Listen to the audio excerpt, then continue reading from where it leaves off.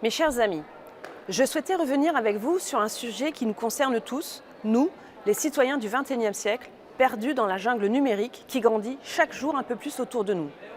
Ce sujet, c'est la protection de vos données les plus intimes. Utilisateurs d'Internet, nous devenons chaque jour plus dépendants des GAFAM, les géants de la Big Tech américaine, qui finissent par détenir un véritable pouvoir sur nos vies de citoyens français et européens. L'Union européenne s'est mise en tête de nous protéger face à ces nouveaux défis numériques. La Commission européenne nous propose la création d'un portefeuille européen d'identité numérique, afin de faciliter nos vies, évidemment. D'ici 2030, les principaux services publics devraient être disponibles en ligne, tous les citoyens européens devraient avoir accès à leur dossier médical et 80% devraient pouvoir utiliser une solution d'identification électronique. Une fois dans le système, nous n'aurons plus besoin de carte d'identité, de carte bancaire, de carte de transport.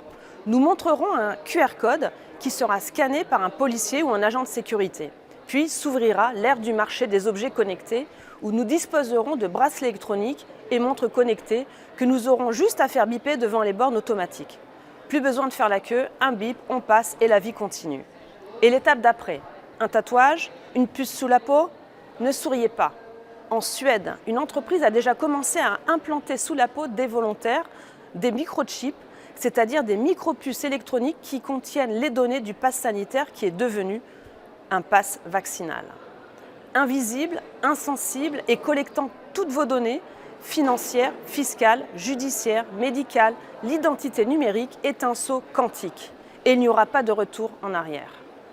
Vous vous en rendrez compte le jour où, non vacciné, non assuré, non imposé ou que sais-je encore, vous serez considéré comme un citoyen irresponsable, un sous-citoyen comme l'a suggéré Emmanuel Macron. C'est maintenant que notre avenir se décide. Le présent est loin de nous rassurer, mais nous pouvons encore changer. Et comptez sur moi, sur nous, pour vous défendre et poser les bonnes questions qui dérangent.